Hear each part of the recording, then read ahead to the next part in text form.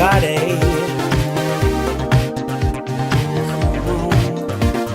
Now, hit that like.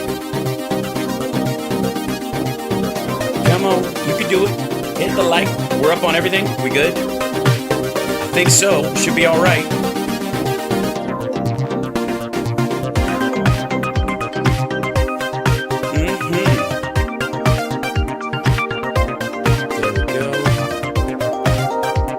Audio check, check, checking everybody, check,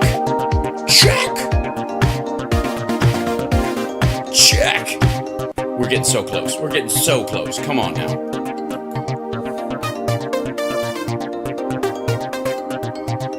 Hit that like, share the show out, everybody. There we go. There. Try to do this. What's up with that?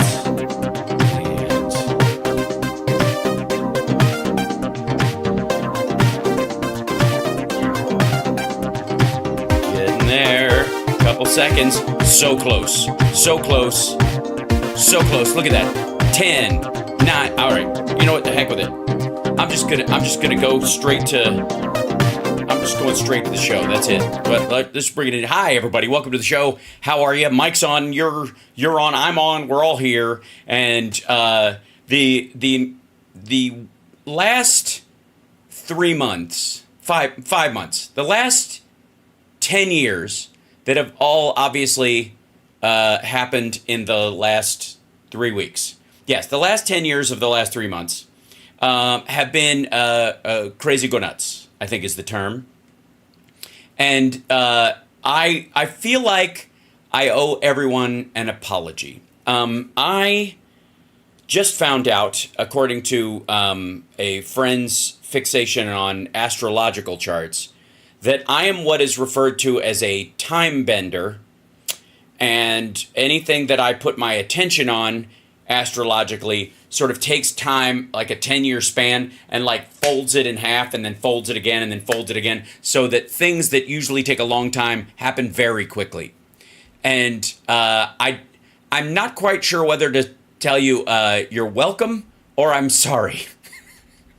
But apparently this is all my fault. And look, we all knew I was the deep state. We all know that. We all know that I am the Democratic establishment. We get it, okay? And now I'm responsible for your wormhole. It's a lot of pressure. It is a lot of pressure. So from my wormhole to yours, I'm sorry. And I'm going to keep doing it. Yes, Remo, I am definitely going to keep doing it. There's just no two ways about it. Hold on one second. One of my buttony thing is not working for some reason. It's being a big old jerk. It's being a big old dum-dum. There we go. Now it's up and running. Okay. Is that going to work there? Yes, it's working. Good. Okay, we'll go back to the chat room, I think. There we go. Chat. Yeah, let's go back to here. Work, you create. There you go. So obviously we have a lot of stuff to cover today. Not the least of which, and normally I would go, this show was born in many ways out of the long form rallies of Donald Trump, and being the only person who, in this whole thing about taking, Trump complaining he was being taken out of context and all this other stuff. By the way, you're watching Hal Sparks Megaworldwide. Like, subscribe, give a thumbs up, support the show, etc., etc., etc. Happy Thursday, everyone. For a while there, quite frankly, his rallies have gotten so kind of detached from even having a worthwhile conversation about them. Like, it's just the same lies, only dumber. Now, don't get me wrong. They are getting increasingly funny again, but in a kind of sad way. So we'll still cover them. But we have been given a gift. We have been given a role, and that role's name is rock and roll, ladies and gentlemen. This is, we now have some other long-ish form stuff to address, and we'll decide whether it's worth our time and our energy. Shut up. So that was Don Jr. Ladies and gentlemen, and I might as well just present it to you. Ladies and gentlemen, this is Don Jr. Live from one of his dad's golf courses, where to cover something on the wall, they have used the American flag. I think they've tucked it into a door or draped it, like it looks like it's shut in a cabinet. The way the American flag should be honored. And his guest today is the horse with no name, JD Mangle, this guy right here. And after he finishes selling whatever shit they're selling, he brings in Timu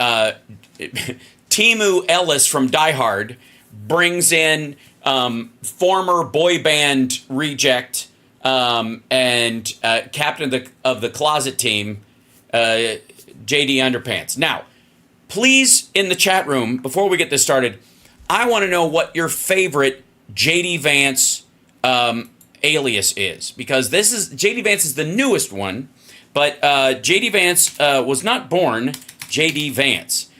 He was born, where is it? Real name. JD Vance was, let's see, James Donald Bowman, and he changed it later to James David Vance instead of James Donald, because Donald, I think he felt like Donald was a dumb name. You know what I mean? And, hey, hashtag shillbilly all the way. There was a time when he asked, let's see, I think the biggest one, I'm pretty sensitive to this conversation, that, you know how we always have, whether it's Michelle Bachmann and her, I wouldn't say estranged husband, just strange in general. There's a lot of these folks that are clearly brutal closet cases who have decided, instead of going, wow, I am lucky to have been born in a time where you can finally be yourself, they went, well, I don't know if I'm this anti-woman and gay. It's a little on the nose. So I think I'll pretend to be straight, get married, and then be anti-woman. Seems to be one of the strategies that comes about. And curiously enough, JD Vance apparently once wrote that he had convinced himself that he was gay when he was a kid. He wrote that in Hillbilly Elegy, that he once became convinced he was gay by, I think, homosexual tendencies. That might be fairly convincing. The only thing I knew about gay men was that they preferred men to women, he wrote. His grandmother quickly put that notion to rest, asking him, JD, do you want to suck dicks? This was his grandmother. This is look, there's sensitive ways of handling this, and then there's this. When your grandmama, when your mama, when your mama, when your gum says to you, ahem, JD, which stood for James Donald at that point, JD, do you want to suck dicks? And to which, of course, he replied, Mama, this is a Wendy's. According to Senator JD Vance's best-selling Hillbilly Elegy, the Ohio senator once told his grandmother he thought he might be gay, and in his sensing, I'll never forget the time I convinced myself that I was gay. I was 8 or 9, maybe younger, and I stumbled upon a broadcast by some fire and brimstone preacher. The man spoke about the evil of homosexuals, which is what'll make you go, that sounds interesting. Oh, so you're saying that preaching against gay people is what causes homosexuality? Fascinating. I think it's great. Sure. The man spoke about the evils of homosexuals, how they had infiltrated our society, and how they were all destined for hell absent some serious repenting. At the time, the only thing I knew about gay men was that they preferred men to women. This described me perfectly. I disliked girls, and my best friend in the world was my buddy Bill. Oh no, I'm going to hell. When he brought up that issue with his mama, she replied bluntly, don't be a fucking idiot. How would you know that you're gay? And he said, he explained his reasoning, and she laughed. She said, JD, do you want to suck dicks? According to the book. The young Vance, apparently flabbergasted, said, of course not. Just Billies. Sorry. Dicks plural? Is that what it takes? Well, yes, at this point, marriage between gay people is impossible. So settling down with one person is not allowed. So you're going to have to suck a lot of dicks. Strange dicks. Dicks you have no interest in the person. Just random dicks. Truck stop dicks. That's what it means to be gay at this point in history. And he was like, can you tell me the middle part again? All right. Vance wrote that episode helped him recognize that gay people, though unfamiliar, threaten nothing about Mama's being. There were more important things for a Christian to worry about. Really? That's what you took away from it? I'm going to say this sounds like something the editor put in when they heard that, that maybe there was a movie in the offing. Vance contrasted that approach with the one taken by his biological father, Donald Bowman, who recounted when he was 11. Vance's father was a member of a more religiously conservative church, the ideology which had made the world a scary and foreign place. In Vance's recounting, now a 39-year-old U.S. senator, he doesn't say what was the approach taken by his biological father. Most Americans, I think, don't really care about same-sex marriage, Vance told Business Insider last year. Yes, because it's settled law. But you're not most Americans, are you? And you don't plan on governing for most Americans. Asshole. So, So, thank you, Catherine. Thanks for the super chats, guys. Did JD Vance's mother lie on her gun registration when she was a drug... that she had a drug addiction? I'm going to guess yes. Although she may have lived in a state at the time when, I guess they were like, they handed them out at AA meetings or NA meetings. Right? Yeah. So, so he may not have, I guess, been a couch fucker. We'll find that out eventually. And he may have trouble sitting down sometimes, which is in a video that's circulating right now. But again, we find ourselves in Miss Lindsay territory with this young man. And I got to say, it must be incredibly puzzling for our gay brethren and sistren on the Democratic side who are like, what is wrong with these motherfuckers? Why can't they just get over it? Like, it has never been there's never been a better time to be alive as a gay person in the United States than now, in spite of Donald Trump and his ilk. Right. Yeah. Billy was his nickname for the couch. Yes, that's what we think. All right. So now, that's it. We'll probably, if your gaydar pegs during this interview, it's completely possible. Either Don's direction or his. Who can say, But here we go. This is the interview. I don't know how much we'll bother with because it's JD Vance, so it will be boring as shit. And with that, now that we got the niceties out of the way, normally I drag that out much, much longer, but this is a big one, so we're going to have some fun with it. We have Vice Presidential candidate JD Vance, happens to also be my good... Heavy on the eyeliner again. I thought that was sort of a retired look. Yeah? Is it just me, or is this like, look at that shit? Good friend. What's going on, man? Life has changed a lot. How is life? Since the last time it's good. It's good. I have a plane now that I get to fly around in and go and campaign. That's nice. I never got a plane. Yeah. I always got that. Yeah, the blue striped socks are a bit weird. Also, what are you covering up with the flags? Because they're clearly tucked in something. It looks like an armoire in the corner. And this weird fucking clock in the middle, it's got to be some sort of Bohemian Grove thing, right? This is like when it rings, they both put on a eyes wide shut mask and a robe.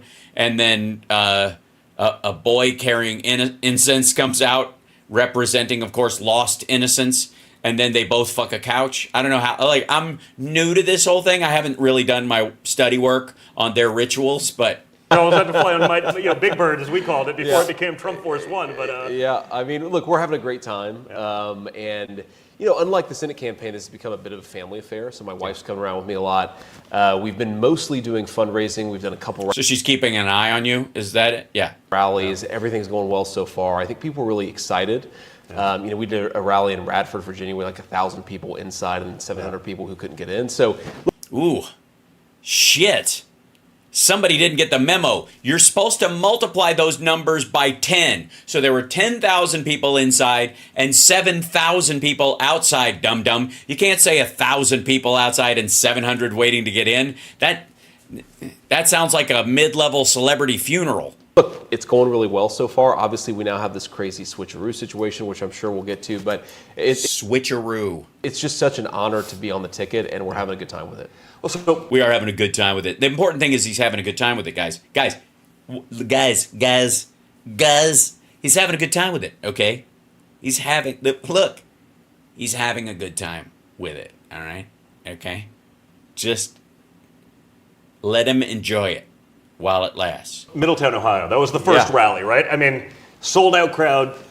Also, is this some sort of like crab indoctrination genital display that the two of them are doing? Because what the ever-loving hell is going on? Like, I thought it would be the other way around. Look at the way he's got his hands in his lap because fucking Don Jr. is displaying his groin like a fucking peacock. VP doesn't usually do that. I think there's something special, hometown boy, but you've actually stayed true to those roots. I mean, I loved what you were talking about. Yeah, you've totally stayed true to those roots. You went to Yale. You married a woman of Indian descent, which freaks my dad out. You went into venture capital and you hung around with Silicon Valley. You could not be more backwoods Ohio if you tried, guys. In your speech last week at the RNC, talk about how that felt. Going there as a kid from both Middletown and also Appalachia. Yeah. Now you're on. Yeah. It does feel like Appalachia because we were on public assistance all during that time. And so if it wasn't for big government, I wouldn't have survived. Oh, shit. Wrong talking point. On the ticket with with a former president as a potential VP. I mean, that doesn't happen that often. That's pretty surreal. No. Yeah, it's amazing. Usually when somebody's a former president, they just go back and use their original vice president. But obviously, that guy won't do it because, It's an incredible testament to the country. So you asked about the Middletown rally. So first of all, if I can't sell out a rally in Middletown, Ohio, we've got problems, right? That was my attitude toward it. Hey guys, bring it. it's free. The rallies are free. Maybe the president made a mistake. Please go vote on November, I guess. I don't know. But no, it was Jesus. great. We had, again, Nice audio modulation, guys. Fucking hell. 1,000 people inside, hundreds of people outside who couldn't get in. I wouldn't obviously hung out and said hello beforehand. Obviously. But look, I mean, this is my hometown, right? This is the place that formed me more than any other place in the country. And Besides Yale and Silicon Valley, sure. you know the story of Middletown, right? So Middletown was a place where the Middletown works of Armco Steel had 8,000 good middle-class jobs. A bunch of our leaders screwed up. Now and it's one of the lucky ones, right? Because it's still in operation. But that same facility now probably employs 2,500 people. So it's been hit by globalization, but the people are still the same, right? They're good people, they're honest, they're hardworking, and they're So they went to work doing other shit. fundamentally like the people who actually made me who I was. So we just had a really good time. I mean, we joked with the crowd about donuts. Everybody has their favorite donut place in Middletown, whether it's Central Pastry or Milton's Donuts. And Yeah, everybody. And it's like a war. We joked about it because people were like, hey, that thing that they reminded me is still here? I talked about it. And they were like, and I was like localing, and they were like peopling. And I was like, who are you? And they were like, I'm your first cousin. We lived together for 7 years. And I was like, oh, nice to meet you. it felt like a homecoming because that's exactly what it was. It's the way he kind of digs deep and, connects with people. It felt like a homecoming because that's my hometown. I had one of my math teachers from high school who was in the crowd. It was just a very emotional thing for me. Very, very cool. And then we went from there Yeah, it almost made his mascara run. to Radford, Virginia, which thanks to the plane is now possible. See, this is the crazy thing about a Senate race. People ask as a Senate race is so much easier than a national race. And it's like, well, it takes 5 hours to get anywhere in a Senate race because you're driving everywhere, right? You can actually do multiple things at once. Hold on. No, it doesn't. It's Ohio, dude. It's not Northern and Southern California. Which is really cool because you get to see different parts of the country. And it also felt, again, a little bit like traveling my family's story because in Middletown, right, that's the town that really made me who I was. That's where I spent most of my time. Who he was, which was James Donald Bowman. And then he went to Yale and Silicon Valley, which made him into JD Vance. Gotcha. Okay. But then in Radford, Virginia, we're not far from the Kentucky border. Yeah, you're right there. We're deep in the Appalachian Mountains. And again, to get that kind of crowd and that kind of enthusiasm, like obviously people love your dad. I think they're excited about me as VP, which is very humbling, but they're just excited about taking the country back, right? That is the cool thing is people are pissed off about how we've been governed, but it's not this like high level of rage. It's, yeah, we're mad and we're hopeful of. Yeah, people are, they're excited and they're upset about stuff, but they're not really that excited and upset. It's kind of like a free show, and it doesn't cost anything. So they're like, might as well go. They're like so enraged in the first 8 minutes when they're clapping. And then most of them left. About turning the page and sending things in the right direction. I think that's what I got out of your speech that was sort of interesting. It wasn't just like... Yeah, you're right. His speech that thing was sort of interesting. Sorry. Like doom and gloom. It's still America. There is a chance. I mean, and I think perhaps that's why it resonated so well. It's like your story. And I mean, my dad's too, to an extent. To an extent. Yeah, my dad's too. This is America where you can inherit a real estate development and building company from your dad and then turn it into a shitty branding company that's kind of synonymous with grabbing women by the pussy. You know what I mean? It really is the American dream. Family's been blessed with the American dream, but it's a... And then what did you do with it? Thing that so many Americans face, whether it's the crisis of poverty, whether it's... Yeah, it's great of you to bring that up. Like if a black person's trying to just rent an apartment in New York, in the 70s, and they're like, I can afford this, and it's close to work and all this stuff, but there's like a barrier there. What could it possibly be? It's the sort of exportation of your American dream abroad, and to the decimation of these small towns in Middle America. Yeah, the Trump buildings are built with Chinese steel, and Trump ties and buttons, all the merch, the MAGA merch was made in China. Most of it still is. To addiction, you covered it all. Not many people are able to break through that sort of vicious cycle. Sure. What do you think you... Yeah, they are. Yes, they are. They do it all the time. There are functioning addicts all over the place. And there are addicts who have made it through. I have dear friends who've gone through it. Fuck you. Most people just don't sell a bullshit version of the story to Ron fucking Howard. You can do to help that. Because again, you hear about, Tucker talks about it, we've lost more. He does. He talks about it a lot. And yeah. Americans to fentanyl than we did in World War II. I always say we lose 2 Vietnams a year, and no one even talks about it. Right. No, they talk about it all the time, but it's not a direct enemy, so it's not a good analogy. Hey, asshole, we lose 5 Vietnams to heart attacks. What are you talking about? Not even your colleagues on our side. It's like, It's like, wait, 100,000 people a year to fentanyl, and it's like, Right. Yeah, that's how that almost all of them. If you really ask them, they go, That's the response. All the Republican leadership, Democratic leadership, rank and file, It's insane. Yeah.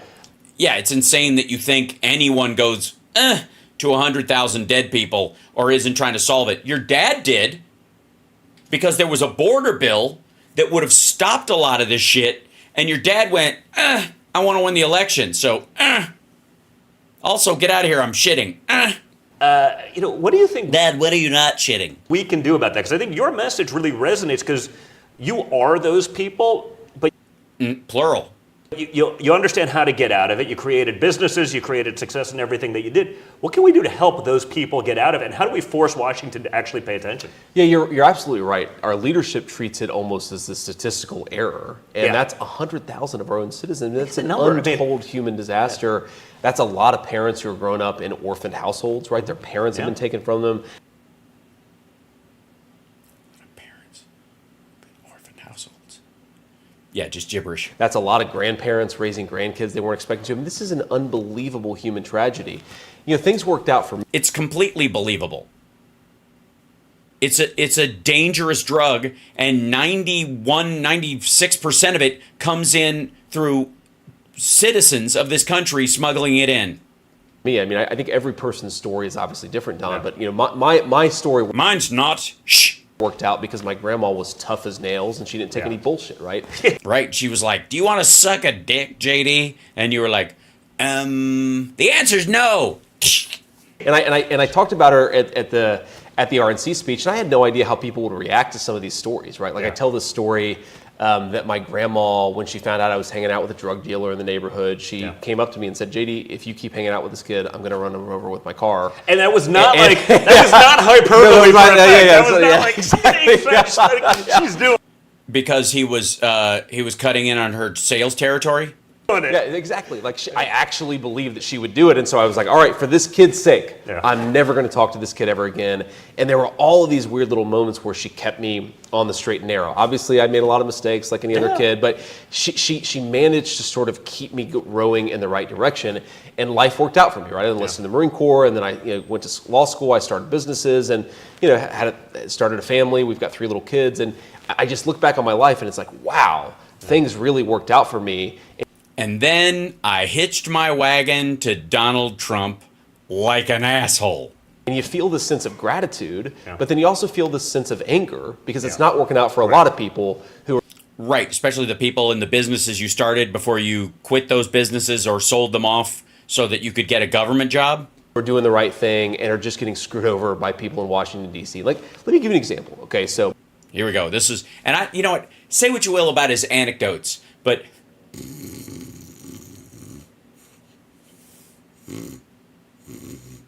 Sorry.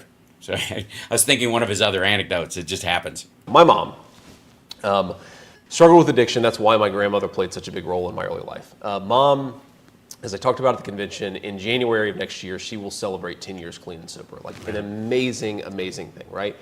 And right. So I'm sure you will celebrate, say, Hunter Biden's, being clean and sober as well. No? my kids, I think about it from their perspective, they've only known her as like the best grandma in the world. Yeah. Like, what an incredible blessing to get that second chance.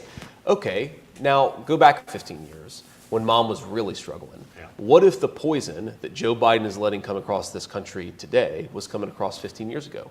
I don't think I would have gotten a second chance with my mom. We're talking about 100,000 dead Americans every single year. That's 100,000 Yeah, that started under Trump.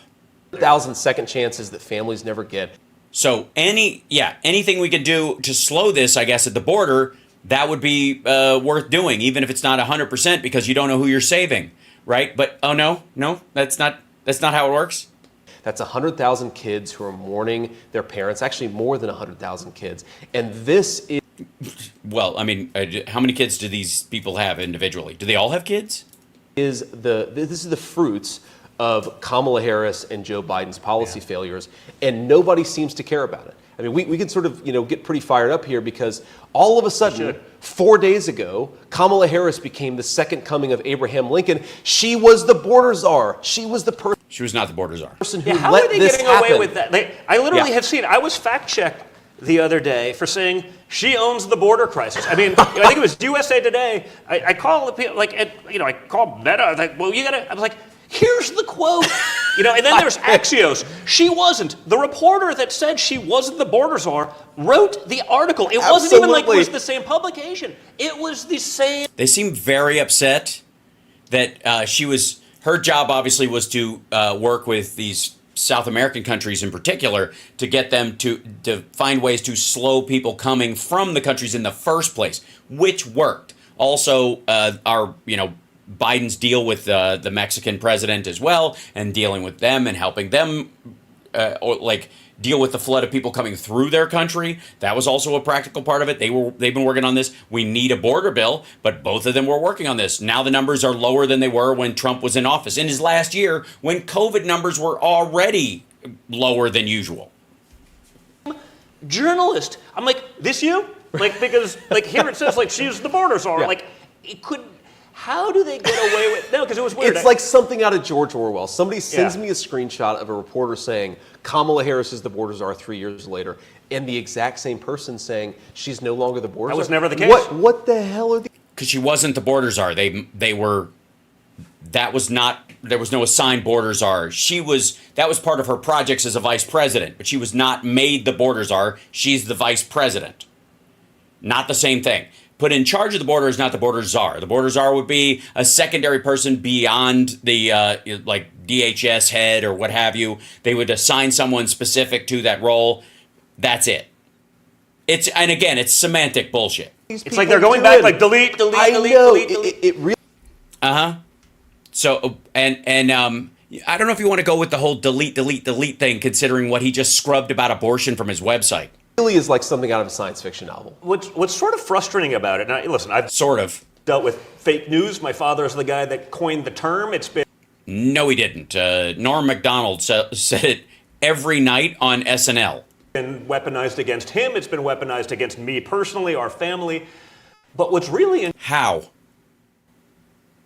I mean, I got to say, I feel like they've been nicer to Don Jr. than he deserves. interesting is, for the first time in arguably decades, the last 3 weeks prior to Joe dropping out was the first time I've actually seen the media be like somewhat honest, like somewhat introspective, to be like, you know what, maybe Joe's not the guy. You know what? Maybe Joe's not the guy. Maybe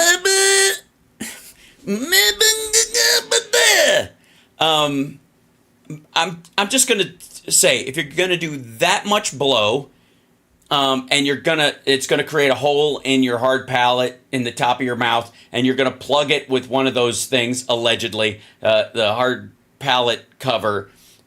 Maybe I don't know if it does it get loose and turn into a whistle? And then you realize they give it Go. to Kamala. All of a sudden, her record scrubs. She's no longer the most radical person in the Senate, even though she was literally dubbed that across the board by By you guys. random agencies that check these things. That's not me saying it.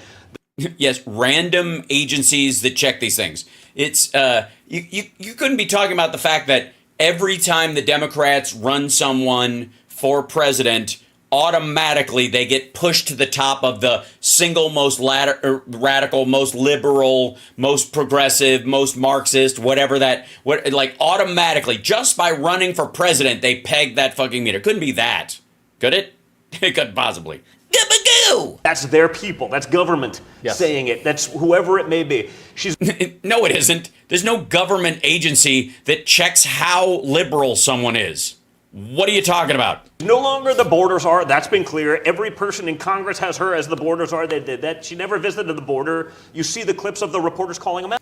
Yeah, she wasn't dealing with the border. That's why she wasn't the border czar. She was dealing with immigration. That's why she went to these other countries. And now they're back to full regime propaganda. They were honest for the first 3 weeks in modern history, and now they're back to doing the bidding of the devil. And now they're back to do what I'm gonna do. I'm a go. Now they're gonna go. And kaboo. Is it just me? Or is this just like, it's almost like someone, it's like SNL Don Jr. Now they're gonna go. I'm a gonna do. Skip a bop bop bibbit doo boo wibbity boo. Democrat Party. And it's Also, maybe don't tense your neck and turn it to the side. Maybe that just lowers the resonance, you know? I'm just going to say that if you guys are running as sort of an alpha male party, maybe just sit down into the lower register of your voice a bit. it's frustrating. It is. Because it was like, you know what, it'd be nice if everyone could actually make a decision based on news and truth rather than sort of narrative that they've been manipulated into believing. Yeah, also, it could be that you liked the attacks when they were on Joe Biden, but you don't like them when they're not. I'm just saying. Go. Well, my attitude, Don, to put on my tinfoil hat here, is they were doing the bidding of the Democratic Party during the 3 weeks when they were honest. Yeah. But it was honesty in the service of getting Joe Biden out, Correct. right? And we have to remember here that for 3.5 years, the media and the Democratic Party lied about Joe Biden's fitness to serve. And we just, America just accidentally doubled its stock market and kept its unemployment numbers low and passed an infrastructure bill that he crafted, just accidentally passed the first meaningful gun legislation in decades, but just accidentally passed the Chips and Science Act, just accidentally did all these things, just accidentally lowered the cost of insulin to $35. This was all like, he did this, and they all pretended these ridiculous, insane, demented policies that just magically happened. He was the perfect guy to make them happen, and yet he didn't and did at the same time. It was the most incredible fuck up ever. And it's not even, yes, him falling down the airplane stairs He fell up. is embarrassing. No, he fell up. He was walking up. He slipped going up. He didn't fall down the stairs. He didn't, just for the record. We all saw this, and none of us, except a couch fucker, would describe that as falling down the stairs. All of us I would agree. I think, chat room, do we have this? Wouldn't you agree, even as embarrassing as it was, you would describe it as falling up the stairs? Yes? Tommy Tuberville, yes, fell down the stairs. Gerald Ford fell down the stairs. Biden fell up the stairs. Yes, okay? Which, by the way, again, I think most of us would agree on because none of us fuck couches. It's it's just it's how you perceive things. Him flubbing an answer at a debate, that is embarrassing. What's scary is when he's in a room with world leaders and the cameras aren't on, and who the hell knows what's been going on for the past 3.5 years. Right. So, real quick, I'm a bit concerned that Donald Trump thought we had airports, or the British had airports, during the Revolutionary War. If he's saying that on a stage, dear God, what is he saying to Vladimir Putin? Oh, right, he has secret meetings with these people with no notes taken and no translators present from the United States, only the Russian translators. One person who knows is Kamala Harris, and she lied about it, and a lot of reporters knew about it, and they lied. No, she did not. You're assuming she lied about it because you're projecting how stupid Trump is onto Biden. Biden, for all of his stammers and his misspeaks, even in the debate, he was telling the truth. When he flip-flops a word, he's still capable of understanding that he flip-flopped that word. Donald Trump does it. And again, I think we can go back to a lot of things, but I think one of the best ones is this. Heard that Saudi Arabia and Russia will repeat your. I don't even know how you invert that and go, I just meant, I flipped two words. I meant to say, instead of rip-a-doot-o, I meant to say dupe-a-rip-o. And you know what I mean. You know what I mean. Our army manned the airport. It ran the ramparts. It took over the airports. It did everything it had to do. And who can forget the war on turds? Purge the anti-Semitism and pro-terrorism. What you're doing? Yeah. But at least he's got the name of the company that Hunter Biden worked for memorized. The Burmese executives. So this Burmese, they say, pronounce it Burmese. No, they don't. No one has ever said that. Not to him, not to anyone. And do you know how fucking bananas you have to be? Do you know how insane you have to be to cover up your own ability to pronounce a word by making up a fake story that other people told you that was how you were supposed to do? Not just, by the way, not a person. Gary over there told me this is how you say it. Many people. The Burmese executives. So this Burmese, they say, pronounce it Burmese. They say. So we're supposed to believe, dumb fuck, we're supposed to believe that multiple people came up to Donald Trump and said Burisma is actually pronounced Burmismia. What? Multiple people. So if that is even remotely true, and it absolutely is not, that means Donald Trump is surrounded by fucking morons, including this guy. And this asshole lined up to be one of them. Action replays in magnified fashion. Fuck is that? The fuck is that? Like, we sweep these away, but this is, I mean, it's endless. Jesus Christ. About it because they And nobody brings it up to him. People come up to Joe Biden, and when he flips a word, and they tell him. People around him, people, nobody's afraid to tell him, you said billion, you meant million, or you said million, you meant billion. Like that. Nobody is afraid of walking up to fucking Joe Biden and going, yeah, that was you. I think you botched that. I think you meant to flip that. Meanwhile, Donald Trump said this. I hope they now go and take a look at the oranges. The Mueller report, I wish, covered the oranges. Really? Really? You do? You really wish that the Mueller report covered the oranges? Enough to say it multiple times. And let me remind everyone else, Joe Rogan, you fucking tit, that in the airports ramparts shit, remember that? Here we go. Hold on. Our army manned the airport. It ran the ramparts. It took over the airports. Yeah, remember that part? Our army manned the airport. He says airports right out of the fucking gate. He didn't say airports, shit, I meant ramparts, and then left it behind. And that would have been embarrassing enough. He goes back for airport the second fucking time. Our army manned the airport. It ran the ramparts. It took over the airports. It did everything it had to do. Yes, apparently what it had to do was invent the airplane and invent an air force and then destroy it. What did they do? Gift it to the fucking Brits? What? What? And this motherfucker's worried about what Joe Biden is saying in secret to people? I'll tell you what he's saying. Read the fucking remarks, because he has note takers present, dummy.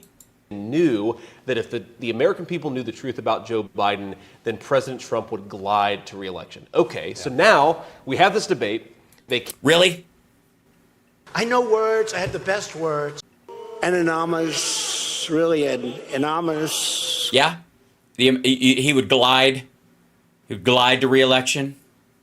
Would he? Defied the seat of dust. It's defiled, right? Sure. The bad guys will take over that pier and they'll take every ounce of food and everything else, and then they'll sell it to people that have no money. How would you manage to do that? How do you sell something to people that have no money? I'm kidding. That's called the Trump campaign. Jesus Christ. What a dipshit. Can't hide from it anymore, and they come up with a new plan, which is to effectively boot this guy off the ballot after lying about him for 3.5 years. No, they didn't lie about him. And again, you did, but that ain't us. Tell the truth for just long enough to get him off the ballot so they can replace him with somebody else. And that's exactly what we're seeing happening. And look, I think all evidence is that Kamala Harris is going to be the nominee. And so we have to run our race and actually articulate for the American people why her record is so broken. I'm sure you and I will get into that. Why her record is so broken. You mean record is so bad? Because I got to tell you, it's Trump that sounds like a broken record. Real bipartisan solutions. And God bless the United States. Obama. Mm-hmm.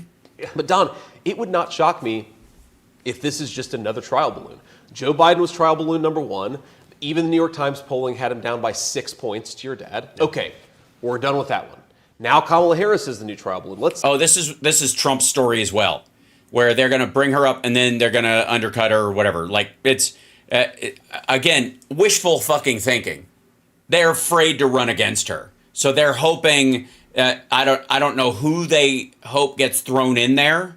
Hillary, maybe, because Trump feels safe running against Hillary. He'd lose to her too. See how her poll numbers are for the next few weeks and see what happens there. It's fundamentally They're phenomenal. undemocratic. Like, Well, the whole process, I mean, No, it isn't. She's already part of the ticket. She's the VP. This isn't weird at all. talk about that because This like is you've crazy. been hearing, you've been in the Senate for a few years now. You've been, in politics now involved for a while. They talk about democracy. Everything's a threat to democracy, except when they run roughshod on like a democratic process. But it's like, well, they're going to destroy democracy to save democracy. Yes. Real quick, assholes.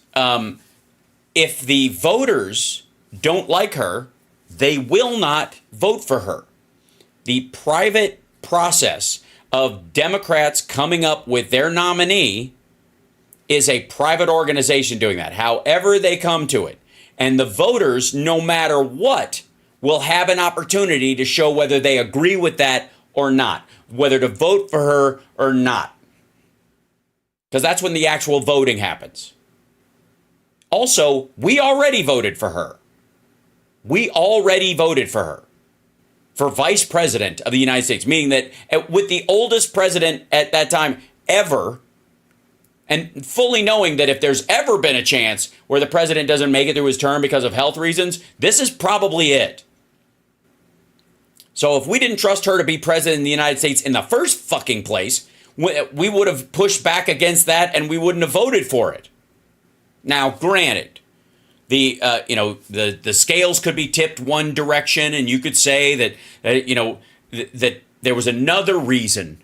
There was an elephant turd in the room that made everybody vote for Joe Biden, no matter who his VP was, and it was your fucking pussy-grabbing dad and his criminal history and his bullshit fake business empire and his multiple bankruptcies and his dead business partners and his Jeffrey Epstein wingman status for 2.5 decades. It could very well be that all the voters that voted for Joe Biden and Kamala Harris were really voting because holy shit, what a scumbag.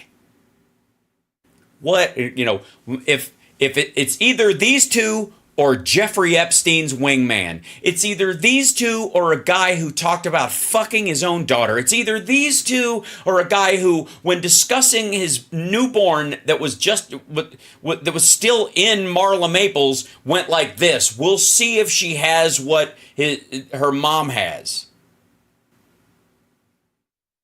Or Joe Biden and Kamala Harris. That was our choice at the time. And granted, again, the choice now is Kamala Harris and Mark Kelly and whomever she chooses as VP, right? Versus your pussy-grabbing dad who buried your fucking mother after she fell down a flight of stairs on a golf course with no headstone. These are our choices right now. You want to talk about democracy? It's not a fucking coin flip, buddy. None of us are like, oh God, I have a less than perfect candidate. First of all, we're Democrats. We don't have to fucking believe in perfect candidates. I'm not looking for a messianic leader. I'm looking for a good chief executive of the entire country. Someone who wants to actually make the system work for everybody, even if I don't fucking like them. You and this asshole are trying to elect a guy who buried your mother on a fucking golf course with no headstone.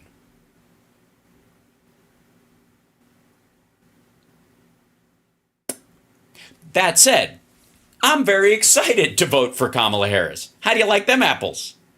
Even through the process of, perhaps everybody on the Democratic side rose up because, oh my God, the alternative is so awful, maybe I have a shot. They were all amazing alternatives to your dad. Even people on the ticket I fucking hated, I would have still voted for them because your dad is such a piece of shit. Other than that, I have no opinion. They're going to make sure Americans can't vote for their chosen candidate to literally save democracy, because it's literally at risk, JD. That's why I keep... Yes, 14 million people voted for Joe Biden in the Democratic primary. Look, Right, and his vice president was Kamala Harris and would have continued to be because, unlike your side, we don't have to replace our VPs, and we understand that they may end up being president. They are one heartbeat away from the presidency, and we've got to be okay with that. Trump couldn't do that because he tried to kill the last one, stupid. It's not my party. He's not my president. Obviously, I don't like his policies, but he was the person that Democratic primary voters selected during their legitimate election. And we also understood that Kamala Harris would take over if he was unable to do his job in any way. We also didn't need to do a primary at fucking all. There was no need for it in any, like, the idea that we had to fucking listen to Dean Phillips and Marianne Williamson for a few weeks was a waste of fucking time. I didn't need a primary. Most people didn't need a primary. Okay, so now Joe Biden is a dead weight politically, and Barack Obama, Nancy Pelosi. What happened to the guy that was on the ticket that was the VP that you took? He was popular with evangelicals, I think, wasn't he? Wouldn't they have rather had him? I mean, they voted for him to be vice president. They voted for Mike Pence to be one heartbeat away from the presidency. And if there was some reason that he couldn't take over, now why would you swap that guy out? Hillary Clinton and a few billionaires literally get together and decide they're going to completely take this guy out politically so that they have a chance at winning the 2024 election. Okay, so it's going to be Hillary, even though she and Bill actually supported Joe and didn't tell him to drop out. That is a real threat to democracy. Yeah. And look, I mean... How? Everybody still gets to vote. Democrats everywhere still get to vote. My attitude on it is it happened. Yep. There's no use in whining about it. Oh, yeah. But yeah, like the gallows. Like the attack on Jan 6, there was a gallows. And people chanting, hang Mike Pence, water under the bridge. I think it's important for us to point this out to especially Democratic primary voters that we actually tried to persuade you. Yeah. You may not vote for us, but we respect you enough that we want you to hear our viewpoint and try to hear why we think we deserve your vote. Their attitude is, we're going to take 14 million of your votes and... Hey, fucko, you've never been elected to the administration before. Say what you will, and you will, about Kamala Harris, but we already said we're cool with her as VP. We've already been through this. Not you, motherfucker. Completely throw them in the garbage pit because we want a chance at winning in 20... Garbage pit.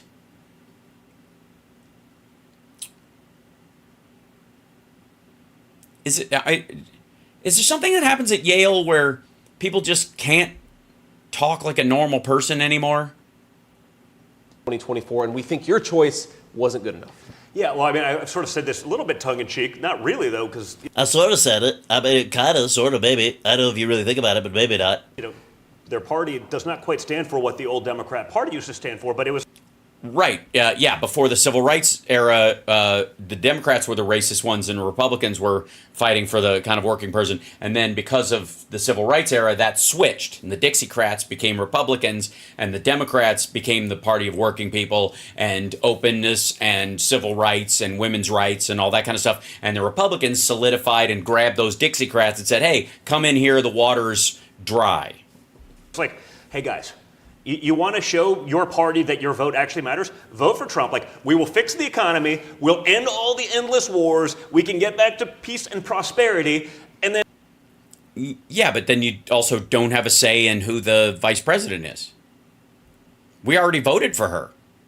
And, like, in 4 years, you can try again for, like, drive-through abortions and whatever, whatever you want. Like, you can go back to being insane. But, like, as long as they keep pushing this... Drive-through... abortions. I guess this is the day we all found out that Don Jr. knows his dad paid for someone to drive one of the women he impregnated someplace to get an abortion, and that's what they call it in the family.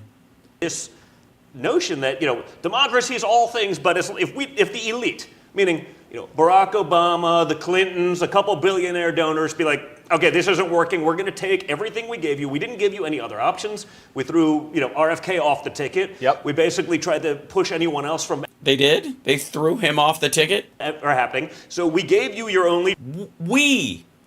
threw him off the ticket. choice. You actually There was, and by the way, he was never on a ticket. There's also not an option. We have a ticket. We have a president and a vice president right fucking now. then chose that person, and now we don't like it anymore, so we're just going to subvert democracy to install our puppet candidate. Yeah, that's exactly. How do you install the puppet candidate if you still have to go through the election? If they turn off that many Democratic voters with this choice, then they'll lose, and that's democracy. We're not going to, and that's why you're mad. Exactly right. And I've been making this pitch to Democratic primary voters. Look, this was fundamentally illegitimate, and Republicans, we do actually respect this process. Yeah, we also think women shouldn't vote. We respect the process by which suffrage happened. We're just trying to undo it. There was a process all of our Supreme Court people, also respected when they were talking, but then turned on once they got in there, And we think we should have to earn your vote, not like throw off one candidate, replace him with somebody else. Dude, you're his second vice president. Have you heard him talk about the first one? Are you out of your fucking mind? Of course you threw people off the ticket. What? He tossed him off because he wanted him killed and missed. Pence? Anybody? Jesus Christ. Dude, you should not talk about the voters' choice for a ticket. Republican voters, when they did elect Trump Pence, voted for Mike Pence also.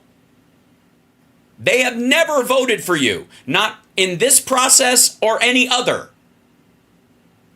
There was not a vote to choose Trump's VP candidate this time. At all. No one had a say in it. You didn't run as one of the alternatives, and people were like, hey, if he partnered with one of his opponents, they'd be a good team and they'd bring people together at all. He picked you because this dumb motherfucker wants your buddy Peter Thiel's money. Has no real democratic legitimacy. And we have to remember, Kamala Harris has no democratic legitimacy. Yes, she's, has political problems. Like, I'll let the pundits analyze that. First of all, no democratic legitimacy. She's the sitting vice president of the United States. But look at her record, Don. It's terrific. It is the worst record imaginable. Talk about No. Well, okay, let's see what they think the record is. Because the border started bad and came down. And again, crossings are not human beings. Somebody who crosses 5 times is still just one person. They're not now magically 5 fucking people. The original crossings, because there was a drop because nobody was crossing during COVID, and then the American economy snapped back better than anywhere in the world. So of course it's going to attract people who are, whose economies have been demolished in South America and other places. So of course that's going to happen. They're going to come here. That doesn't mean they're staying, and there's a difference between the asylum standard and people just being economic migrants, and economic migrants get kicked out, and then they cross again, and then they get kicked out, and then they cross again, and then they get kicked out, and then they try asylum, and then they get caught, and they get kicked out again, and again, after 5 times, the numbers of encounters are through the roof, but the number of people actually crossing is way low. That's why when they talk about, even in New York City or some of these cities where there's a bunch of migrants because of asylum claims, they're still only talking about 100,000 people, not 1 million people, not 500,000 people. about that because because the numbers are bullshit. Don't understand it because they're trying to literally whitewash that right now to pretend that she was not the most radical leftist person to sit in the United States Senate. I wrote about this in my book in 2020. Bernie Sanders, anybody? Like, it was always there. The people who wrote that, the people who even published it at the time thinking that was a great thing, and maybe that's where America is not there. Now they're not there.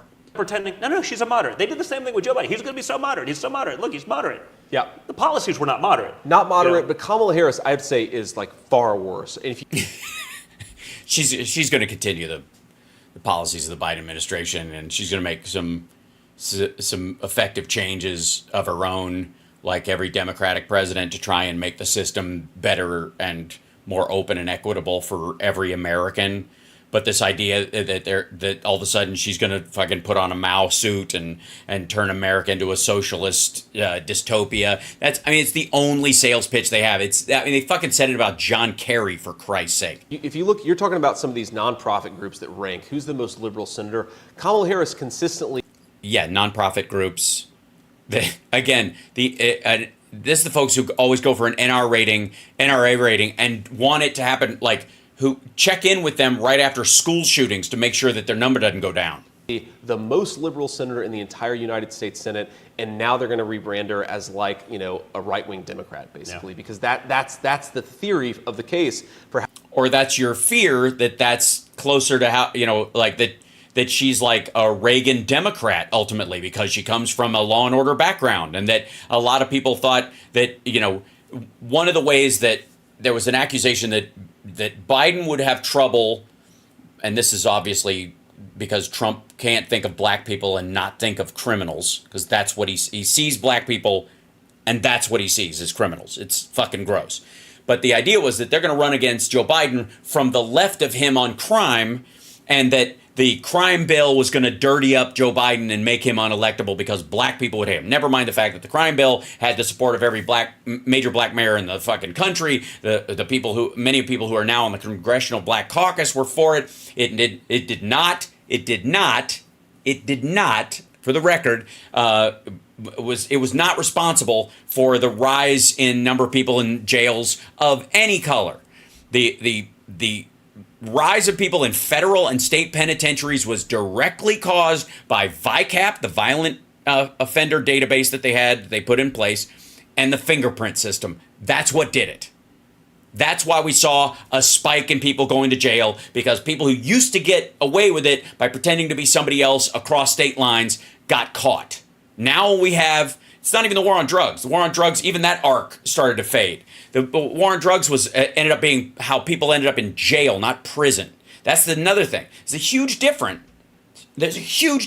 between people who end up in jail for a period of time, 30 days, 60 days, 90 days, versus state penitentiaries, federal prison, right? The crime bill affected state penitentiaries and federal prisons. Specifically, it dealt with federal crime. And that meant people committing crimes who went across state lines to do it. Like, think Ted Bundy. If you want to look at who got caught because and why this system went into place, look at Ted Bundy. Ted Bundy hung out in fucking Florida, got arrested on a traffic violation or burglary charge, went before the judge there, refused to say his name, and they didn't have his fingerprints on file because there was no nationwide fingerprint system. So he just, by not saying who he was, kept himself off the radar for the people that were seeking him in Colorado and Washington State for fucking rape and murder. They eventually caught him because he was on television for not saying who he was. So honestly, the rise in people in state and federal penitentiaries had everything to do with the fingerprint system and the VICAP system. Period. Jails are what people dealt with largely because of the drug law and the war on drugs. And the war on drugs was used to lock up black people in the short term around elections. Everybody you know who's got some weed on them, go pat them down, arrest them, put them in jail, and they can't vote between now and the fucking election. Or we charge them on a local felony for having, some of it on them, and then they can never vote again. That was state jail. Anyways, the point is they put Kamala Harris on with Biden to try and even out that argument. Just saying. Meanwhile, these motherfuckers, for the record, want all of these folks that Biden has used the powers of the administration to forgive people's possession-only criminal charges and the like, and to decriminalize pot largely throughout the federal system as best he can without congressional help. They want all those people in fucking jail. And they're still pissed that you can't just round up black people and give them a 30-day jail sentence that keeps them from getting from going to the voting booth ever again, so they don't have a say. And also, the rules about those like local laws, especially making it a federal, a state felony, making sure it's there, and then selectively picking people who you're going to arrest for that. Why there was this disparity between black and white people being arrested for the same fucking crime? That's because on a state level, they still wanted the white people to be able to fucking vote. That's what that entire mismatch, that entire like imbalance in the fucking system was to keep black people from voting in southern states and swing states. That had nothing to fucking do with the goddamn crime bill. Anyways, and for the record, both of these motherfuckers, certainly, like, Don will snort anything you put in fucking front of him and will never worry about a day in fucking jail. How they can make her most politically palatable to the general electorate. But look on issue after issue. Okay, she supported an end to fracking, which drives up energy costs, put a lot of on federal land, because that's where the aquifers are. Energy workers out of business. She has supported giving Medicare and Social You gotta frack. That was the whole story from Security to illegal aliens, which would bankrupt those programs and throw a lot of hardworking Americans into poverty for the rest of their lives. Congratulations. You can pay for your own health care and Medicare over the course of your entire life and career. And by the way, most undocumented workers who live in the United States who've been here for a long time, yeah, it's a lie, flat out, Otis. But let me explain this. The vast majority of people, undocumented workers who have lived for a long fucking time in the United States, they pay into Social Security because they're using a fake Social Security number, and they never get those benefits out. It's going to be insolvent anyway. And we're going to accelerate that process so you too can have the privilege of paying for an illegal who's never going to contribute. Exactly. Who came to this country illegally, violated our country's laws to be here, and now we're going to give them free health care in a way that makes your life more impoverished and worse. That is exactly what the Kamala Harris agenda is. Okay. Yeah. What page is that in her? Anywhere? Let's see. Do we dig that shit up? Hold on one second. I mean, it's been a while since we've had to actually, let's see. Harris, let's see. Healthcare for immigrants. I'm going to guess she, like Joe Biden, wanted to make sure that that if they had COVID, for example, we would give them, Paxlovid or treat them, that kind of stuff. Yeah. There's the Examiner.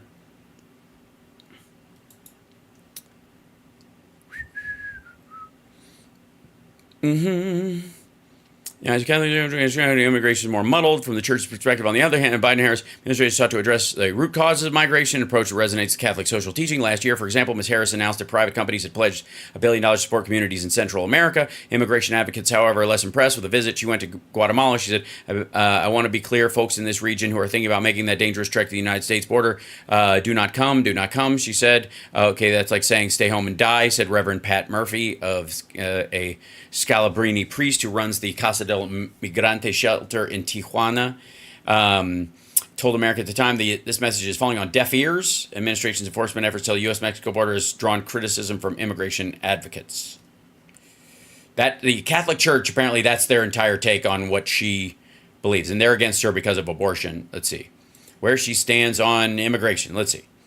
On healthcare issues, we look back at 2019, ideas single-payer healthcare, reproductive rights, lowering prescription drug costs. Okay, does it have anything about health? Okay, walk back to her support. Liz said unveiled her own healthcare plan. Okay, let's look at that. This is in 2019. Although she initially indicated during 2019 presidential campaign debate that she would support eliminating private healthcare insurance, she walked back her support, instead unveiled her own healthcare plan. It called for expanding Medicare access to all Americans and setting up a 10-year transition period that would automatically enroll newborns and the uninsured, allowing doctors time to enter the system and help employers choose from federally designated programs. The plan also preserves a role for private insurance companies, allowing Americans the option to obtain health insurance through the public Medicare plan or through a Medicare plan. So she's for a public option, just like Biden was. You just have to have the people in the House and Senate to get it passed.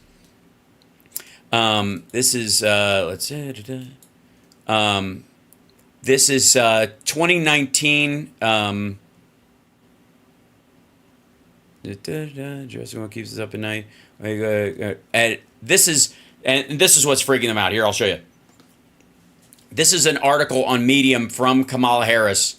My plan for Medicare for all, which will tell you why specifically Cenk is for RFK Jr., who is absolutely not going anywhere near Medicare for all. One of the problems with our politics is often demands 60-second sound bites or slogans to answer complex questions. There is perhaps no more complicated or more personal issue for Americans than healthcare.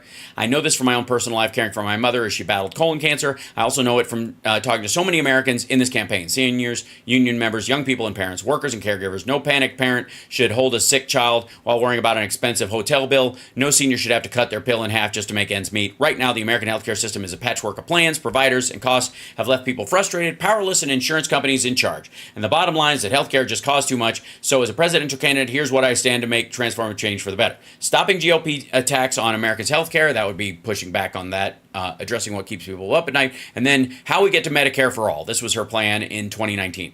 Medicare works. It's popular. Seniors transition to it every day, and people keep their doctors and get care at a lower cost. Let's not lose sight that we have a Medicare system that's already working. Now, let's expand it to all Americans and give everyone access to comprehensive health care. Medicare for all will cover any medically necessary services, including emergency room visits, doctor visits, vision, dental, hearing aids, mental health, substance use disorder treatment, and comprehensive reproductive health care services. Now, this is what will freak out the Republicans, because comprehensive reproductive health care services includes abortion, because it would have to, especially therapeutic abortion that keeps women alive. It will also allow the Secretary of Health and Human Services to negotiate for lower prescription drug prices. Under my Medicare for All plan, we will also expand the program to include other benefits Americans desperately need that will save money in the long run, such as expanded mental health programs, including telehealth and easier access to early diagnosis and treatment, and innovative patient programs to help people identify the right doctor and understand how to navigate the health system. I'll institute a serious audit of prescription drug costs to ensure pharmaceutical companies are not charging more than any other comparable countries, a comprehensive maternal child health program to dramatically reduce deaths amongst women and infants of color, meaningful rural health care reforms such as increasing residency slots for rural areas with workforce shortages and loan forgiveness for rural health care professionals, to promote high quality access to people for regardless of their zip code. I'm clear-eyed about the challenge of achieving this goal. It will not be easy and will not happen overnight. So here's my plan of how to get there. First, when we pass my plan, all Americans will immediately have the ability to buy into Medicare. Now, this is the system that Joe Biden is for as well. This is also the system that was originally present in the ACA. That it was single-payer buy-in to Medicare to initially jumpstart this and shift the system to that, because people can't get kicked off once you get in the Medicare system. And the big fear about that is that private companies will immediately start dumping people, and those people will it will not be, they'll go to Medicare and then they'll bankrupt the system, because everybody who has a lot of health issues will immediately go to that, right? Okay. So what you have to do first is eliminate people, the ability for companies to kick people off because they have pre-existing conditions. Okay, so you have to do that first. This is the same thing with the UBI thing I was talking about before, that if you just institute UBI without rent control, a week later, everybody's rent goes up $1,000. Why not? Everybody's got $1,000 a month more to spend. Why wouldn't you want to get all the people who have extra money into your building? So you drive the rent up $1,000 and either squeeze other people out, or the people who've wanted to move closer to town or whatever can now afford it because they, on top of the money they already have, they now have an extra $1,000. So without some sort of control over that, people will steal the money. You can't have UBI without it being sucked up if you don't have control over the markets or limitations on it. If you don't have, these kind of like a glass ceiling on that, right? Okay. Same thing here. If you don't stop people from being able to get kicked off of their plan because they have a pre-existing condition. If you don't do that first, then just allowing people to buy into Medicare will just shift the burden of the people who need the services the most to Medicare, and then insurance companies will just make money on the people who don't really need it. And then if you ever get into a bad situation, they can just kick you off. If you ever cost them more than you're worth, they put you on Medicare. And so it's a way of bankrupting the system. There you go. So yeah, This is similar to immediate introductory buy-in provided in Senator Sanders' Medicare for All bill. Right away, it will lower costs, give us a baseline plan as we transition to Medicare for All. Second, we will set up an expanded Medicare system with a 10-year phase-in period. During this transition, we'll automatically enroll newborns and uninsured people into this new and improved Medicare system, give all doctors time to get into the system, provide a common-sense path for employers. Again, a lot of this was present in the ACA and was dropped because it couldn't get through. Third, in setting up this plan, we will allow private insurance to offer Medicare plans as part of this system that adhere to strict Medicare requirements on costs and benefits. So what they would do is basically all insurance companies would just be the Medicare Part D, all profit, no responsibility. That's the problem with this issue. So, and it always will be, and it's probably why she ultimately abandoned it, right? That said, there's a way to get there, but again, it will take a 10-year transition. The problem is liberal and Democratic voters, we have to show up over and over and over again to get this done. We have a split in the Senate right down the middle where, with one vote. We're nearly split in the House. There is no mandate to actually get this passed. And there's no overwhelming Democratic push and you would need it multiple cycles to get it done. That's the problem. That's the challenge with doing this at all. Because one cycle of people going, fuck this, or one Donald Trump in there, or, if a Rand Paul still has the ability to do a silent filibuster, it goes away. That's the issue. That's why that's where it is. Just letting you know. Okay, talk about manufacturing jobs. I care a lot about this. It's one of the reasons why I became so supportive of your dad. Bringing back... Donald Trump didn't bring back any manufacturing jobs. None. Zero. Less than zero. He lost manufacturing jobs during his time as president. Pretending to give a shit about it or giving government contracts to build ships in areas in swing states you want to win is not the same thing as giving a fuck about manufacturing jobs. Back American manufacturing jobs, making things in the United States of America again. Kamala Harris, even though she wasn't around when NAFTA was first approved, she continued to support it, and then she blocked the renegotiation of NAFTA that created a lot of good manufacturing jobs. And you know why she opposed it? Because it wasn't green enough. So this is a person who wants to Also, for the record, it was too loose on what the standards for a Mexican or a Canadian product were, and that's why Chinese companies started, under USMCA, started building factories in Mexico, specifically to build cars there, claiming they are now within the USMCA system. And we had to put specific tariffs on those things and file lawsuits, which the Biden administration has won, to push back on these factories as point of origin, as country of origin, and try to get around USMCA. Energy workers and because Donald Trump is a fucking moron, and everything he does is written with crayons and hammers. Manufacturing workers out of a job in service of the Green New scam, which just creates a lot of jobs in China. So she's just... Yeah, Chinese unemployment is the worst it has ever been. And the only new jobs created in MTG's district, electric car batteries, EV battery plant, 3,000 new jobs because of the Green New scam, which actually hasn't been implemented at all, but because of the funding that was put into the rescue package and the Inflation Reduction Act. Nightmare on public policy. In the border, she wants to decriminalize illegal entry, basically give people not even a slap on the wrist for coming into our country illegally. Gibberish. And by the way, he means DACA. Legally, that's going to exacerbate the border crisis that she has already set in motion. It's just top to bottom the worst possible policy. Title 42 was the cause of the recidivism at the border. That's why encounters were way up, but the number of people crossing is actually the same as it has always been. There was a giant dip during COVID that Trump wants credit for, but the reason people weren't crossing then is because we had more cases of COVID than fucking Mexico did, and you had a better chance of surviving if you stayed in Mexico. Remain in Mexico was their version of having a vaccine early on, before we had, Operation Fart Steed, which was Donald Trump's plan. Hold on. Where is it? Captain's log. There you go. agenda for the American people. And by the way, the media is totally uninterested in talking about it.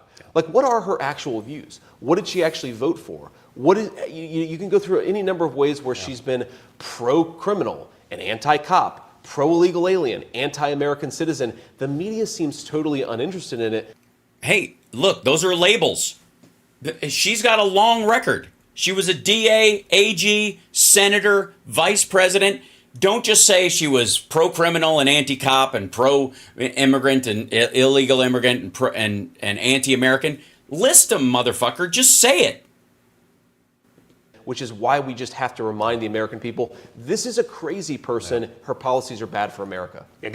Yeah, why bother actually listing what those things are? Just accuse her of that and then say she's a crazy person. Right. Hold on. I think... Yeah, well, we might have to... Hold on, let's see. Where would that be? Here I am like an idiot. Right. I do have our... yeah, here it is. Hello, bullshit. I gotta add the bullshit back in there, though. I'll add it back in on this particular set.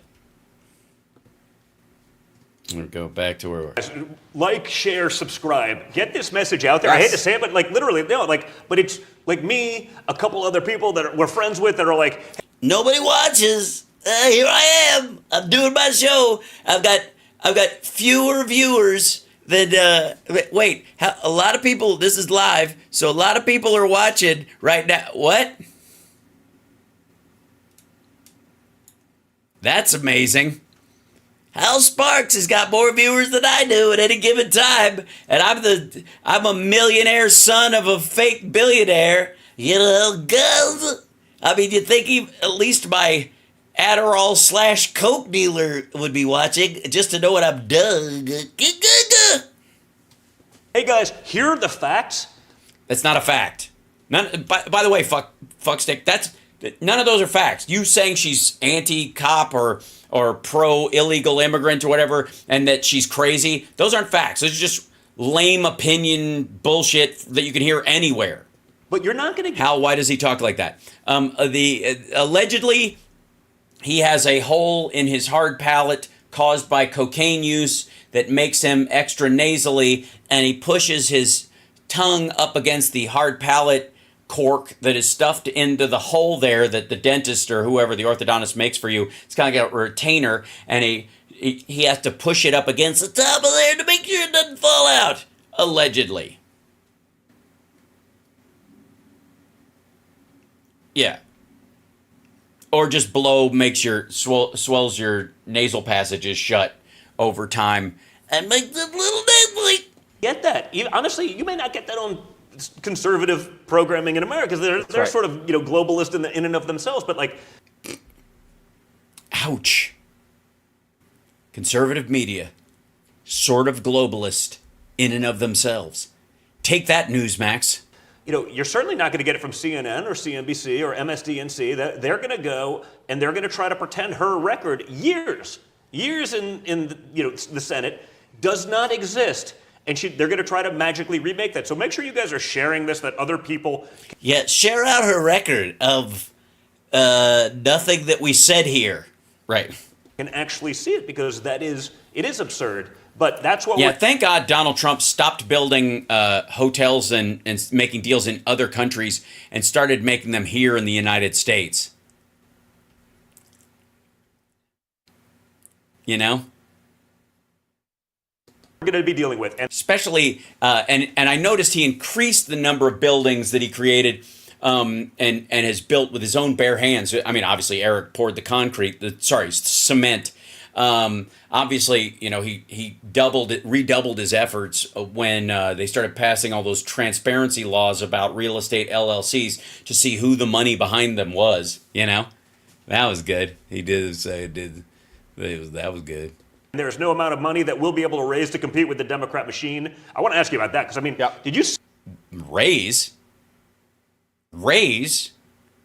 First of all, I thought your dad didn't need any money from anybody. Why does he have to raise any fucking money? Like, why didn't he just write a check for that $480 that he owes, and write a check to E. Jean Carroll and tell her to go fuck herself. And then go, yeah, come at me again. I got so much money. Just I don't need it. They can raise all their $200 million. I can do $1 billion in an afternoon. I can just sell a couple buildings. It's for America. I care about America. So I'll just sell a couple of my properties. Fuck, put that in the... Why do you have to raise money from anybody? See the statistics? I mean, one person donated 7,000 times in a 7-hour period. I'm like, I don't know. Seems like it should be. Because did you see the statistics? I mean, the statistics. One person donated 7,000 times in a 7-hour period. I'm like, I don't know. Seems like it should be illegal. I'm reasonably fast. If you see me on Twitter, I'll get out a mean tweet in seconds. Right. I don't think I'm going through a checkout process 7,000 times or whatever the statistic. It's over and over again. I mean, hey, I get that they got Joe Biden out. Maybe there's a little bit of enthusiasm. I don't think, Kamala Harris wasn't able to get 1% of a Democrat primary. She was going to be the winner, and then she drops out not even being able to get 1% before even Iowa took place. It's almost like the Biden team liked her, thought she had the right stuff, and decided what she needs is some time on the national stage to tee her up for the next thing. And they told her, hey, you don't have to fight with me anymore. Join in, because Clyburn has talked to her. He's going to win this thing. And wouldn't you be a great teammate? And you can fight the rest of the other Democratic field and him for a while, but we'd rather have you on board. Ta-da! I don't think there's all that much enthusiasm for her. Maybe relative to Joe Biden, at least they fine. We have a sentient being. This is a win. She can almost kind of complete a sentence, even if it's sort of rhymey and run-on-y and goes nowhere. But at least she's alive. But enough about Diet Mountain Dew. What's going on with the fundraising mechanism? Because the whole Win Red thing. I mean, that looks like the greatest scam in the world. But of course, because the FEC is going to be super left-leaning and all this stuff, I'm sure if there's ever a problem, it'll be discovered on about November 7th, after it no longer matters, all proper things that have been weaponized. And Wait, what? So Win Red is apparently ripping off Republicans? What's happening? You mean Act Blue? You mean the Democratic Party? I'm sorry. Yeah. Oh, there's a little slip. Look at that. Obviously, it's time for Don Jr. to step down. These are simple mistakes, and once you make them, there's really no coming back from that. Obviously he should have an MRI immediately, and if they find anything at all, it'd be reason to celebrate, especially inside his head. Win Red is the good thing because it helps us. The other one. I just mixed it up because I know that we've been stealing from them. But okay. Here's the crazy thing. They have this is the crazy thing. Figured out a way, I think, of funneling a lot of resources from mega billionaires. And I don't know if it's legal or semi-legal, or maybe it should be illegal, but it's actually totally fine. It is something that we need to look into. Get at it, dummy. Because the whole purpose, whether you agree with it or disagree with it, the whole purpose of federal elections law is to ensure that normal people have a stake in this. Yeah. And that some rich asshole can't pay people off or catch and kill stories so that the voter doesn't know that there's things coming out about them that might make them think differently, especially if, like an Access Hollywood tape were to come out of you, where you were talking about how you can fuck a couch anytime you want, and you grab them by the cushions, and if you're a friend of Ron Howard's, they let you do it, and that tape comes out, and you're like, oh shit! If people find out that, if they read the chapter in the book about where I convinced myself I was gay for a little while because I wanted to blow my friend Billy, and my grandmother said I'd have to suck a bunch of dicks, and I was like, wait a second. How many? I'm only 9. And, and like if they found that out or whatever, I should have the right to bury those stories, right? To buy up copies of my book, tear out 2 pages of it, and put it back on your shelf. One of the great things about the Donald Trump fundraising machine is that it was really powered by people, right? Yeah. And if you look at what Kamala... Yes, corporations are people, my friend. Harris has been depending on, it is the mega donors of the Democratic Party. No, it isn't. As a matter of fact, 880,000 individual donations for like whatever, $100 million.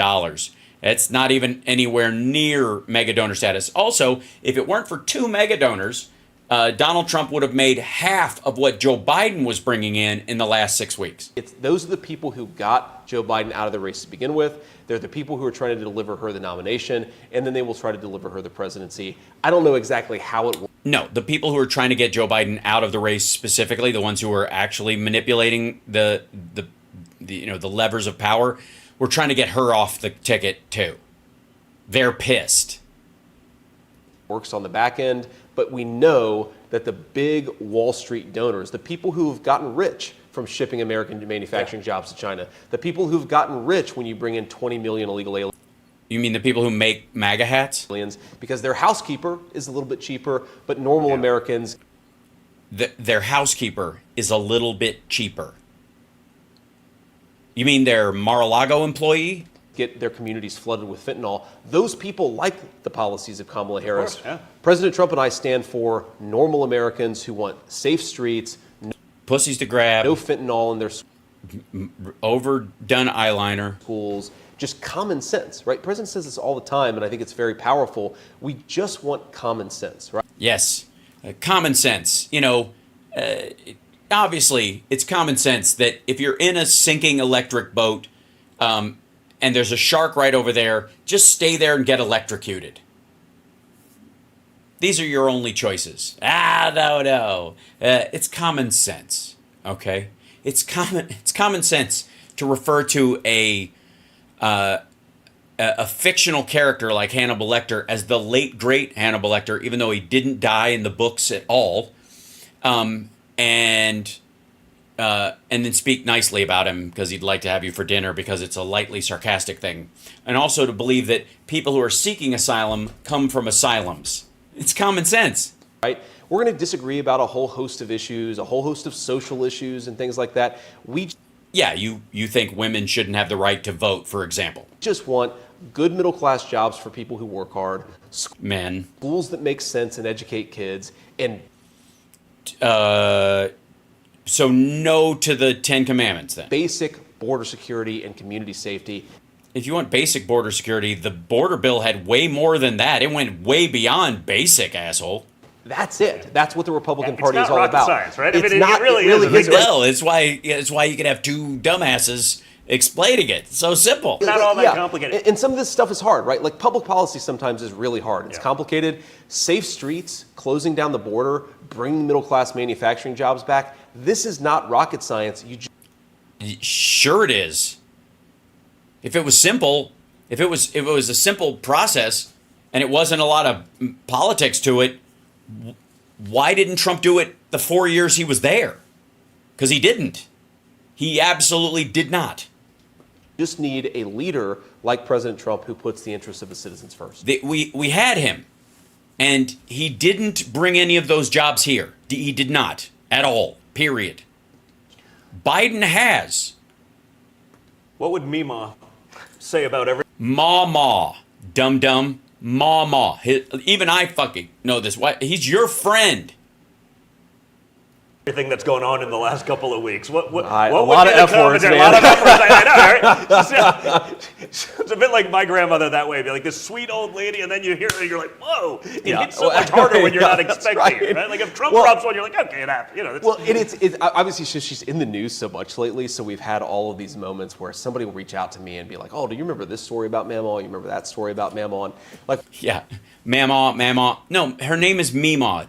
Your boss's son just told you? Okay, it might have been Mama before or Mama, as you've said it, but it's not anymore. It's now Mima. Get used to it. We focus grouped it. It works way better.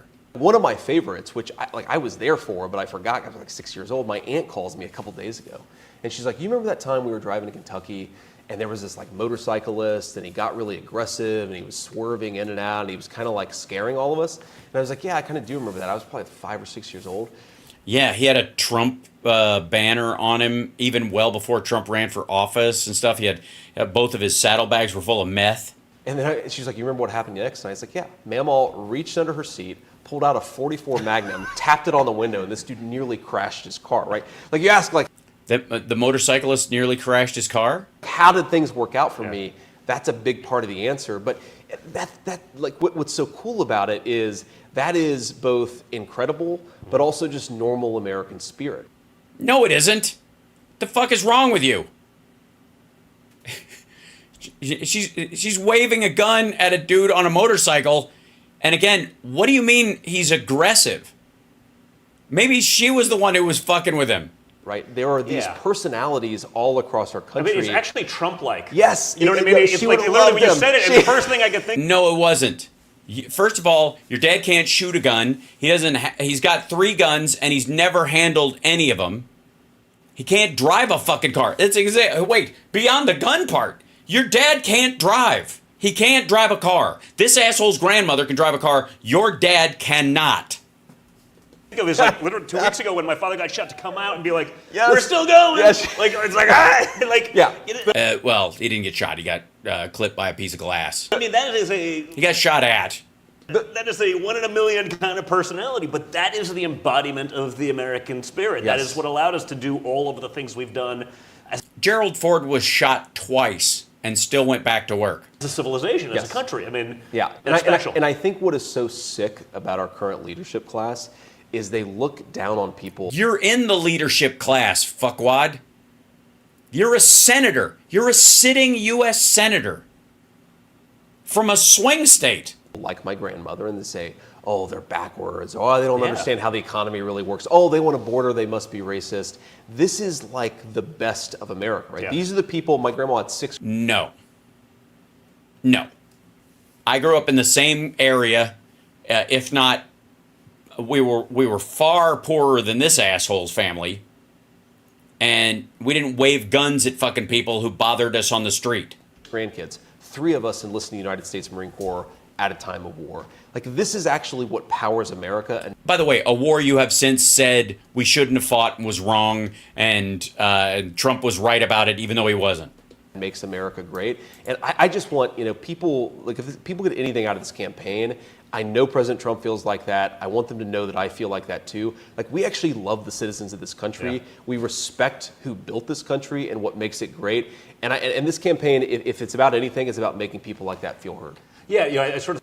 I see. He means white people. He just means only white people. Just white people. And rich white people at that. Rich white landowners. Hence, Republican Party. Hence, the party of the Electoral College. Fuck, this is dull. You're watching House Parks Megaworldwide. Like, subscribe, give a thumbs up, support the show. Now, a couple of things real quick. Let's see. I'm going to, tomorrow, for the record, I have to, my shows will be on as regular, but tight as hell, because I've got to get to the airport to catch a 6:10, 6:30, 6:20 flight to Atlanta for Sexy Liberal on Saturday.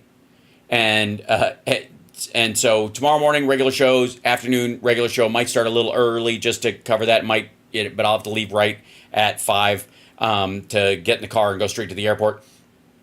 And then, what else? Oh, yeah. What time is it? We're good. Oh, shit. It's like, God damn, that stuff is, he's so fucking boring and long-winded, but we've got it covered because he's the fucking VP. I am not having flappers this month. It will be next month. I apologize. Sorry, everybody. Because I've got Sexy Liberal on Saturdays, and I've got to fly red-eyed to each of them the night before. So, apologies. I was going to try and see if we could get a Wednesday night next week, if they can allow it. So if I can, I will do that. If not, I'll double up soon. Anyways, much love. So let's. There's a bunch of stuff about the shooting, and there's a bunch of dipshits talking about it, and not the least of which is wannabe Black Crayon Tim Pool, who apparently makes more sense if you're high. So I've never understood him because I've never been drunk or high in my life. And this is FBI lies saying Trump maybe not shot. Media loses it over second shooter in Trump assassination attempt. Okay, couple of things right out of the gate. The idea that the FBI is lying about Trump getting shot is weird. There is no information that he actually got shot. There is no medical record that he had a bullet wound. There is no measurement of it. There is only Ronnie Johnson, who's no longer and I'm going to call him that until Trump fixes it. Dr. Feelgood. He put out a letter about it, but he's not a licensed doctor anymore. Sorry. And on top of that, anyways, the assertion that the FBI is lying about it is just propaganda, and a sign that the Trump myth is flagging at this point. I'll just say, and then media loses it over second shooter and Trump assassination. Again, if there was a second shooter, Trump would not be alive. I'm just telling you. Like, it's fucking silly. If there was a triangulation of where he was, he'd be dead. It's just dumb. But they want, and by the way, they're using the audio, people saying, where are these shots come from? And they're using the audio from one particular view of it, from the straight-on view that everybody saw, and going, I hear different shots with different types. Well, that's because there were two different Secret Service shooters, and an echo, and one of them was on the rooftop with a suppressor. Not a silencer, a suppressor. But there you go. So here you go. FBI director cast doubt on Trump being struck by a bullet during assassination attempt, and apparently Tim Pool is not having it. Whoops, why is this? This is weird. Oh, sorry. Cast doubt on Trump being struck by bullet during assassination attempt. Oh, boy. First of all, I would like to say, I don't know where's this article from? Grazed, I think is the word most people would use. And you know why they're doing this? Because that's the truth. Because they're evil. And if they were evil, why is he alive? Right? If they're evil, think about what that word means. Think about the depth of what it means to be an evil person. And then understand that he flies all the time in a plane that he doesn't service properly. And you think these assholes, who, by the way, this dude was appointed by Trump.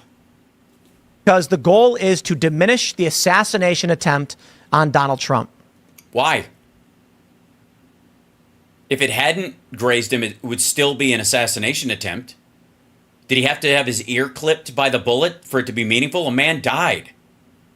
2 were permanently wounded. Here's what I think. Do you, though? Donald Trump was, in his own words, not supposed to be here at the RNC, he said. Well, that's because he didn't really want to run. He was only running because he's trying to stay out of jail, I think is what he meant. And I want to be careful with how I phrase this, because Donald Trump... Because you never are? ...should be here. He should be at the convention. He should be naming his VP. He should be giving interviews. He should not be dead. It's so bold. That's what I like about whatever Dimcast ROI, whatever the show is. But what he meant by that... Tell us, please, because none of us know. It means that he was lucky to have survived. Oh, I thought he had an appointment or something. Like he was gonna, maybe it was one of those like golf championships he wins all the time, and there was one scheduled, and it just happened to overlap. And oh yeah, okay. You think? But by the grace of God, the bullet, he turned his head, and when he did, the bullet went through his ear. No. And by the way, by the grace of God, the bullet went through his ear and into an innocent fireman? Is that how it works? That's your idea of the grace of God? There's no shrapnel. Nothing was damaged. The teleprompter was. You can see a chip in the teleprompter. You specifically can. Hold on. Now we got to look at it. Good Lord. Chat. Hi, chat room. By the way, hit the like, subscribe, give a thumbs up, support the show. Patreon.com/HalSparks, etc., etc. Let's see. Trump teleprompter hit by bullet. Let's see.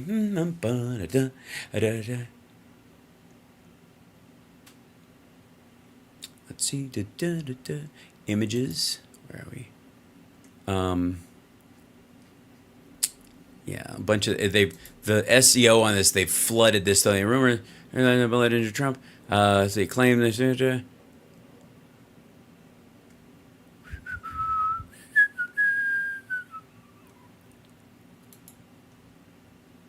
See if I can find a. There's because on Twitter there was a shot of it. You could see an angle of it. Crazy mother hit by glass shards early on Sunday.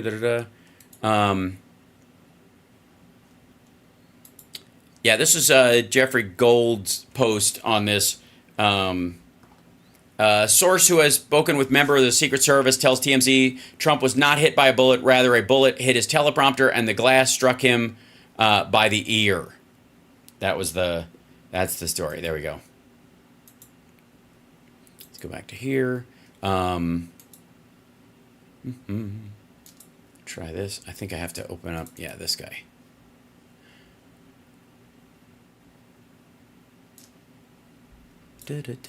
Hold on one second. By the way, hit that like, will you? Come on. You can do it. Now, look at this. I go to X. And I'll just show this picture that has been floating around. Give me a second to dig it up. Let's see. Trump teleprompter hit glass. Whatever. And then I go to... Yeah, so this is the shot of the teleprompter that everybody's talking about right there. This one right here.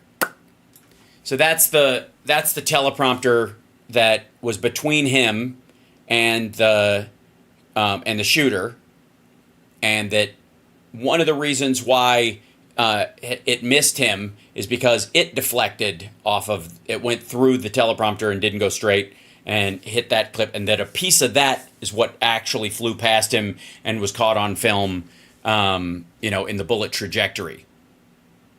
So that's why. That's why they're saying it. The Secret Service was saying it to people, and specifically, that's the teleprompter chip that was hit right after. There's the Secret Service on top of him, covering him. That's somebody who took this picture. There it is. That's why specifically people are saying that. Now, why is this dipshit defending Trump? Because he has nothing else in his weird little life. And yes, the teleprompter probably saved his life, which is wonderfully ironic. The Democrats immediately tried claiming that the teleprompter exploded and glass hit him. He wasn't shot. Why? No, they did not. No one has claimed the teleprompter exploded. No one has said that. Not anyone. No one ever claimed that. No one's claiming that now at all. Period. End of fucking story. No one says the teleprompter exploded. In the same way that Trump is lying about pulling his hand down from his ear and there was blood all over it. There absolutely was not. People didn't see before he dropped to the ground that his hand was covered in blood, because we've seen his hand and there was no blood on it at all until he hit the ground. Nobody's claiming it was, no Democrats are claiming the teleprompter exploded. Because to say Donald Trump took a bullet for America, rose up and yelled, "Fight, fight, fight," that's a powerful statement. It's also a lie. He didn't take a bullet. He was grazed by one, even by your estimation. And you know who did take a bullet for democracy? Corey Comparator. So they want to diminish that in any way possible. Trump was hit by a piece of glass. Big difference from being shot. I guarantee you this now. There are going to be a bunch of people who are Democrat-leaning going, he wasn't shot. Well, the FBI director is saying they think it might have been shrapnel. From what? From where? Again, what the fuck difference does it make if it was shrapnel? Again, how does it diminish if he wasn't shot in the ear by a bullet? How does it diminish that there was an assassination attempt? A guy brought a gun, managed to get on a roof, took shots at him. It was clearly aimed at Trump. Another guy died. 2 people were permanently wounded. Who gives a shit if it's shrapnel or not? The point isn't that the bullet hit him or a piece of shrapnel hit him. The shrapnel would have come from the bullet shot. That's not the fucking point. The point is, you guys need this myth, not us. right? The assassination is the assassination in and of itself. It doesn't fucking matter, right? He didn't have to get clipped by it and have a little fucking tampon on his ear to be a man about it. We don't need that. No Democrat needs that. But you guys seem to need it. You guys, if the bullet had missed him and he fell to the ground and it hadn't clipped his ear, then what? All of a sudden it was bullshit? All of a sudden he's a fucking weakling? Even if he got up afterwards and he wasn't bleeding and he went fight, fight, fight as they took him away, what difference would it make? You like the image because there's blood on his fucking face, but would it have changed the narrative at all? Of course not. You'd have just said somebody was killed right beside him and he was like, no, and he was fight, fight, fight. He didn't give a shit about himself. He could have been killed. He just was saying fight because, like, the narrative doesn't matter to us. The narrative matters to you. I don't give a fuck. It doesn't diminish it if it was a piece of glass that hit him. That's not the fucking point. The point is, what's the truth? What actually occurred? That's this guy's fucking job. His job isn't to maintain a myth or provide maintenance on a myth or eliminate a myth because it depresses the vote for somebody. It's his job to figure out what actually fucking happened. Every detail. That's it. It does not diminish the assassination attempt at all, whether Trump was hit in the ear or not. At all. Like I said, a man fucking died.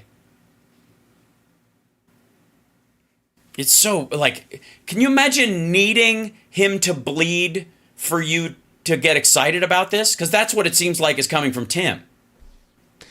They were someone exploded a grenade. Like, what are you talking about?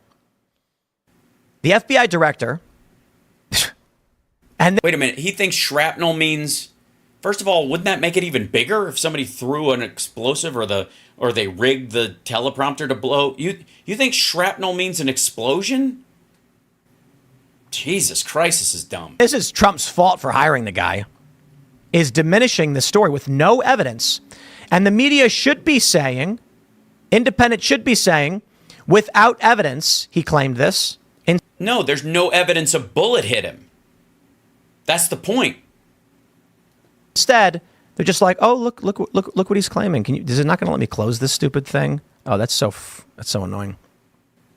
FBI Director Christopher Wray has raised doubts as to whether or not Donald Trump was struck by a bullet during the assassination attempt at a Pennsylvania rally early this month. Because they are real and because he's seen all the evidence and you haven't. And again, why is this necessary?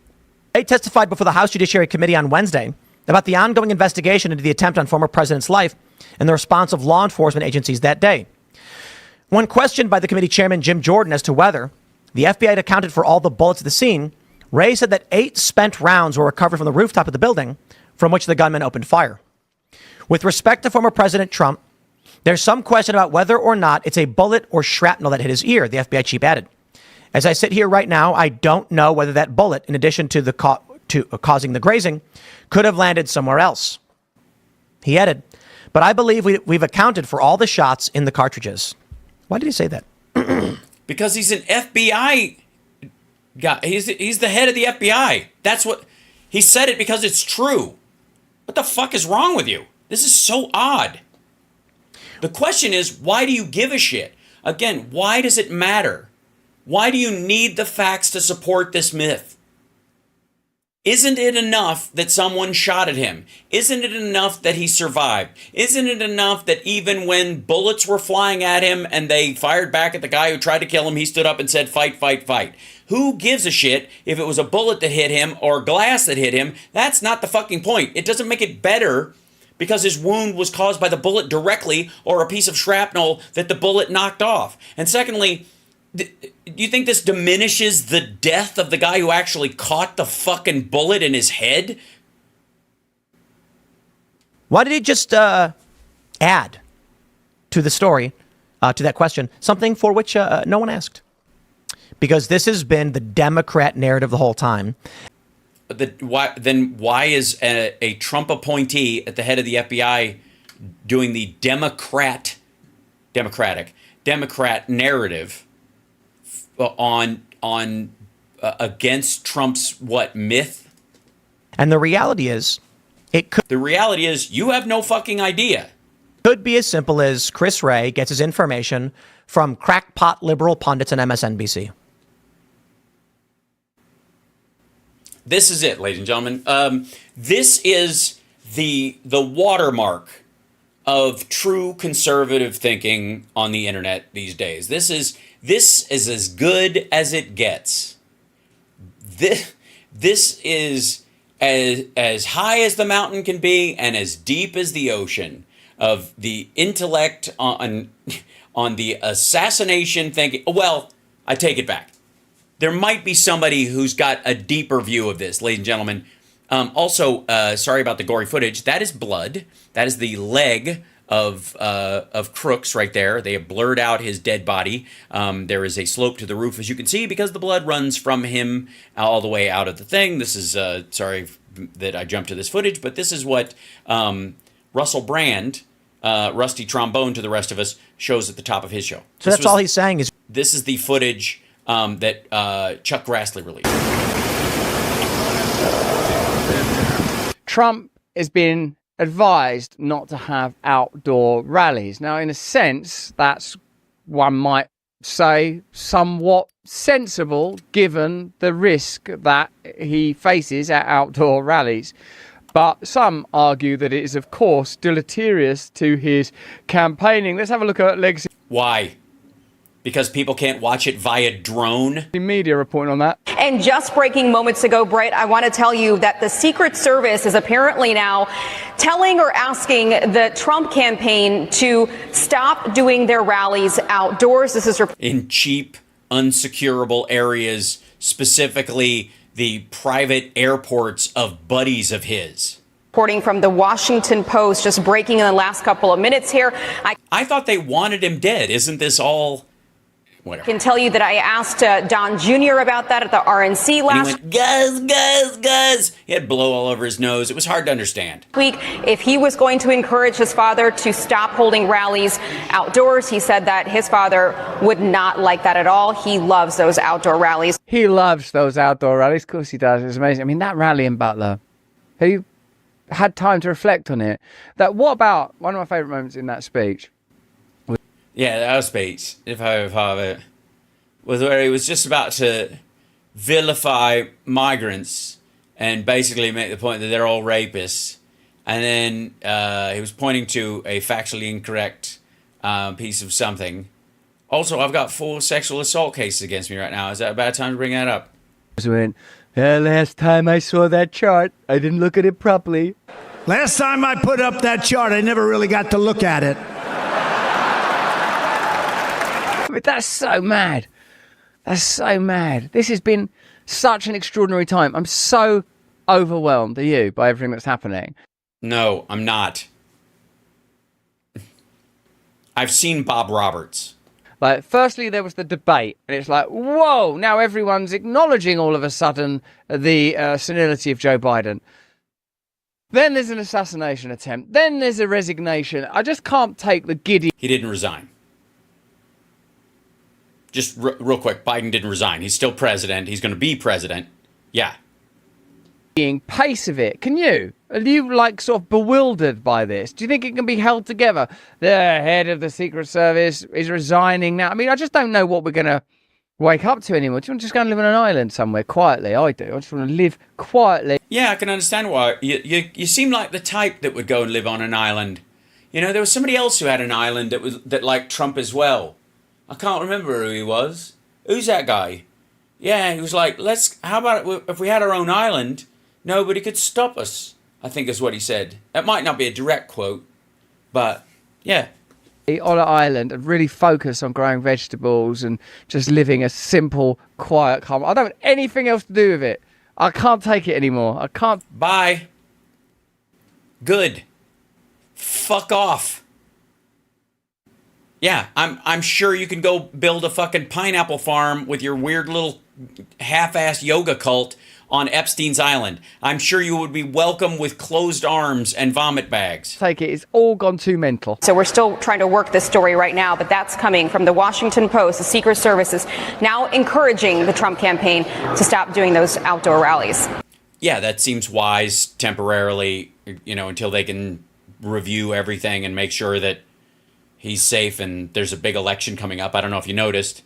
Right. Yeah, fascinating. Here's Mike Benz, guest of the show, friend of the show, regular contributor, with his reaction to that. In a sense, those are punitive measures, but are they also sort of security measures? Here's Mario Nufal talking about cell phone data. Wait a minute. Fucking back up. He doesn't read it. It says insanity. Biden-Harris's DHS is telling Biden-Harris's political opponent to vastly reduce the number of voters he can reach on the campaign trail. This is completely unprecedented in U.S. history. The government in power is effectively blocking its adversary from campaigning in person. No, it isn't. He just had to pay for indoor venues. Why the fuck would that be? Wait a minute. You don't actually think he has 70,000 people in these fucking fields, do you? Dude, if he's not filling an indoor venue, why does he need an outdoor venue? Security measures. Here's Mario Nufal talking about cell phone data that sort of further shows that this story just doesn't make sense, does it? Cell phone data shows frequent visitor to crooks and FBI building. Mobile data analysis by the Heritage Foundation's Oversight Project revealed that someone who regularly visited Thomas Crooks' Pennsylvania home also visited a building in D.C. near an FBI office. The analyst identified 9 devices linked to Crooks' home and work. These findings suggest Crooks did not act alone in an assassination attempt on Trump, despite inquiries. Well, again, if he missed, then it points to somebody in Trump's circle. Here are the What the fuck does near an FBI office mean? things. Like, where is this kid's cell phone? How did this kid get in there? How did he get on that roof? There's no in. It's an outdoor rally. He didn't get in anywhere. He was outside the perimeter. That's the fucking point. And the body cam footage, they had eyes on him like minutes prior to he'd fired. No, they didn't. That's not body cam footage, dumb fuck. That's people filming with their phones. See, this is how these lies happen. And look, we don't need to fucking address this dipshit anymore because it's gross. But this is an amazing sign of our example rather of how bullshit storylines get carried around, and you'll hear them repeated back to you. The body cam footage of police officers did not show that he was showing did not show Crooks prior. It showed there was some body cam footage of the dude who climbed up and tried to get up and drop down. We haven't seen that yet. It supposedly will come out at some point. But that guy was literally hanging on the roof, and that's why he dropped and he broke his leg when they were looking for this guy because Crooks pointed his gun at him. It took about a minute and a half for him to crawl up and start firing at Trump. He was rushed. That's why he missed. Because the people did see him, because the police were circling in on him, because this cop did climb up on the roof. If he'd had more time, he would have actually been effective in shooting at Donald Trump. There is no second shooter. There is no organization. If there was a conspiracy to help this fucking guy, it was to help him miss. Right? You're going to go through that whole thing, meet with him multiple times in D.C.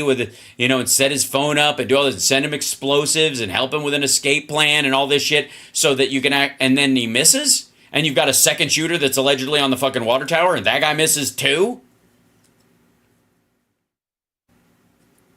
When there's an argument about whether or not Trump got hit at all, and when he went down, there was no blood on his hand. He says it. He says there was blood all over his hand when he went down. It absolutely wasn't. Then he comes up bloody after all these people jump on him. I mean, if you want to rig something to make it look like an assassination attempt, that's how you do it. Now, do I believe that's what happened? No. I think this fucker acted alone, largely. That's what the evidence points to. And the fact that the Republicans are getting shot at with an AR-15 is some sort of grotesque poetry.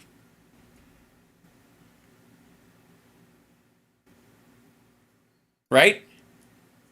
So, again, these assholes will be selling this forever. The conspiracy theory about Trump will never end. And even to the point where you see people floating around like his choice of JD Vance is because he was actually wounded by the percussion of the shot going past his head, and that was enough to scramble his brain, so he chose the wrong person for his VP.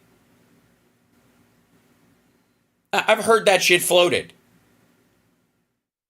We'll also, when he loses, we'll also show that like somebody somewhere, because everybody will float everything at some point. Somebody somewhere is floating the idea that Peter Thiel paid for it so that he would choose JD Vance, and he was warned ahead of time, you better choose JD Vance. And then he said, no, I'm going with Burgum, and then he almost got shot, and it was a warning, and that's why he chose him. But I got to say this, like, I think again, I believe it's all bullshit. I think they're but they're going to eat themselves with this nonsense. By the way, hit that like if you could, if you're here now, whatever. Look at this. There's a huge crowd. Even outside, it's packed. Thank you guys so much for showing up, and thank you for subscribing, driving our numbers up. We're close to a real number now. But I don't believe any of this bullshit.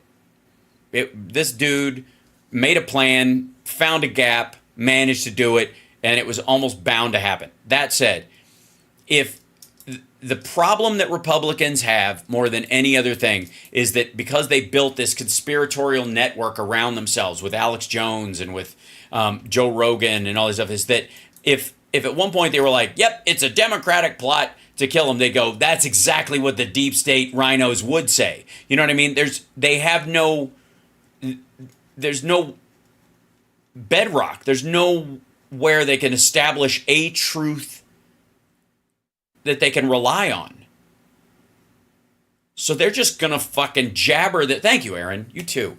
They're just going to jabber about this shit in circles. And even if it started pointing in a direction they like, they go, sure. Because that's who they are now. Beyond the party of MAGA, this is the party of QAnon. Nothing is as it seems. Everything must be questioned. And ultimately, if it doesn't serve their version of Trump's myth, then it has to be jettisoned. Anyways, I love you guys. You're awesome. Thank you so much for watching. Thanks for giving me the gift of your time. And I want to thank the trolls and maggots who show up regularly. Without you, wouldn't spread us out through the interwebs. We'd have to rely on just like-minded people sharing the show, which they're out there, and there's a lot of them. It's pretty great. But it just, means a lot to me. But I really appreciate you for maggots and trolls, because you make me show up in your also watched line. It's so good. But in the meantime, we will be digging we're doing a regular deep dive into whoever the fuck JD Vance supposedly is, and Donald Trump's constant diminished mental state, and I guess how much blow it actually takes to turn a relatively regular run-of-the-mill asshole into Timu Ellis. There's got to be a number. And if there is, I just want to run interference for anybody who might be getting close to it, because I mean, as you do, it's just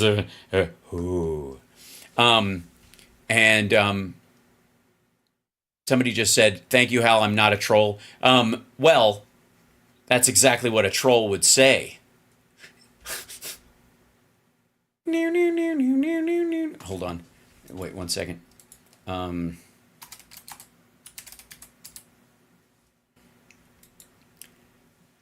on. Sure, you're not. Yeah, sure you're not. Yeah. You don't think I'm on to you guys? Huh? You don't think, huh? I got protection. You gotta get used to that idea. You'll never get me if I can.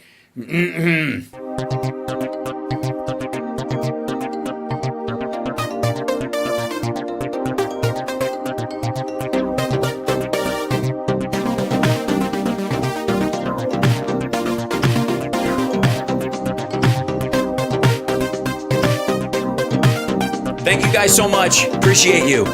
Hit that like on your way out. And Twitch people, let me see those emotes. Shower us with emotes on the way out. Subscribe on Twitch. If you have Amazon Prime, it doesn't cost you a dime. I'm just saying. Memberships, also a good thing on YouTube. I forgot to mention that because I suck at this part of it. Like, subscribe, give a thumbs up, support the show. See you tomorrow for Friday Eye with our dear friend Rob Glenn and a special guest who was supposed to be on Wednesday but is now on Friday. And then more insanity.